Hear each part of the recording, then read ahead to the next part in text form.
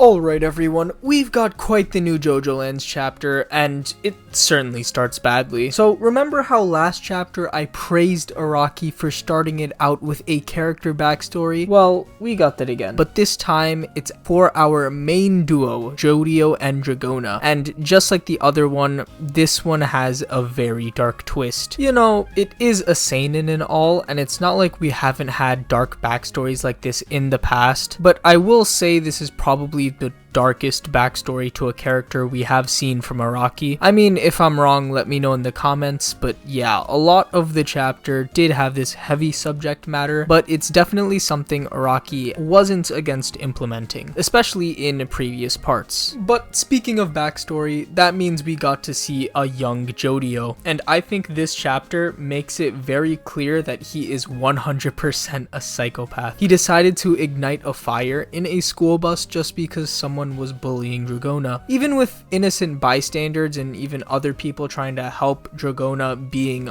on the bus. It is a wild thing to do, so we should start reading Jojolands in the context that Jodio is willing to do everything if it wasn't clear enough. I will have to say though that this panel of the chapter has to go to this one of a young Jodio looking absolutely dripped out. Bro's style is way too cool, but this is a pretty funny panel since this looks like a chibi Jodio doing a drip pose. Young Jodio looks like Jodio with a foot cut off of his height, which makes sense, but it's still strange to see when we've been so used to our 15-year-old Jodio for the past year. Well, not only is it strange, but it's also really funny. Young Jodio is just an amazing looking character. I'm also a fan of how he has a Jo on his shirt, like Jodio Joestar. It's a neat touch and differentiates himself pretty well with his current heart design, but to me, it leads to the question of whether or not Jodio will have a design change mid-story, perhaps to something else. Only time could tell, but I think it would be a pretty cool thing to include. Another cool thing included in this chapter that we Jojolands readers have been wondering since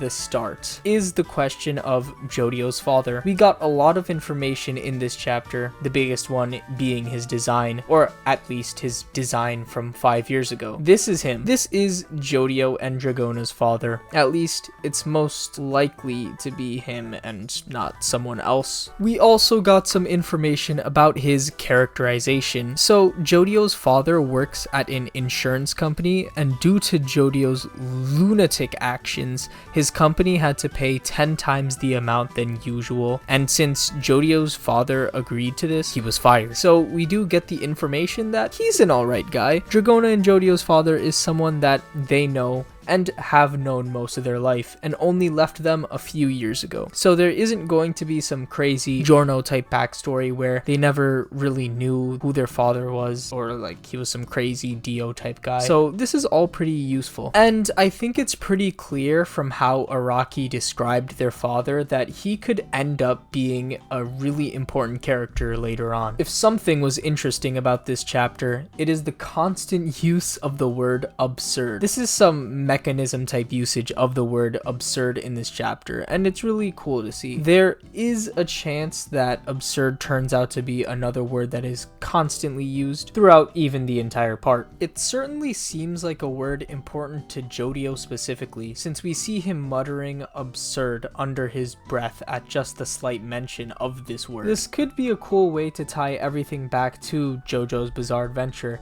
since absurd is just another way of saying bizarre. It's some cool stuff we're getting from Araki. As cool as the 7.4% of my audience subscribe to my channel.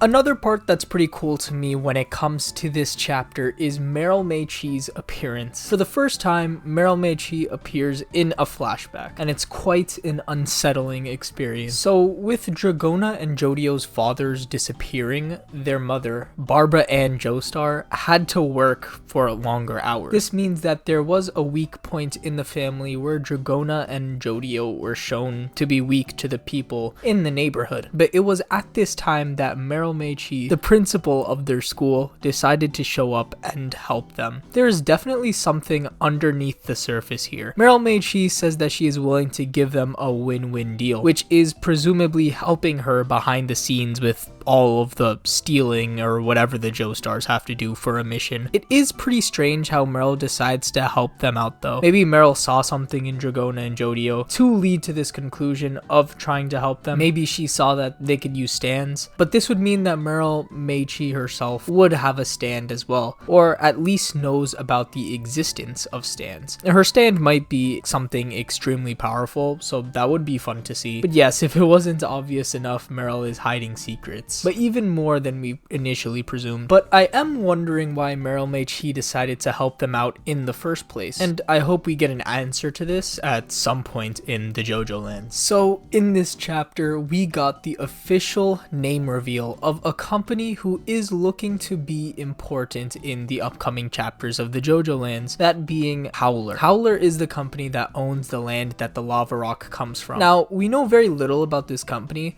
but I feel like whoever owns the company will end up being important, or something related to Howler. Not only is it strange that they own land that contains rocks that give the owner extreme luck, but they also decide to close out this volcano from the general public. I think whoever runs Howler definitely knows something is up with the volcano and the lava rocks that come from it, and this person could end up being a bigger villain down the line. Howler is also a really cool name, and guess what it comes from? A song by King Crimson. This is the second King Crimson reference found in the part. The first one being Usagi's Mate Kudasai. I don't know if King Crimson is just going to be this part's prince where there are a bunch of references. I'm just saying there is a new important looking organization that is based off of the same thing as the main villains stand in part 5. In fact, there is a lot about Howler that you could connect to Passione from Golden Wind. I'm not saying that Howler is some alternate universe counterpart to Passione, but the idea of an organization as the main threat is there. Something about this chapter that is pretty clear and has gone fairly unnoticed is that Charmingman is most likely going to stay as a main character. In the past few chapters, there's been a big asterisk on this guy, on whether or not he would betray the main gang or just stay for a little bit, but I believe this chapter cemented him as the 5th member of the Jojolands gang. I mean,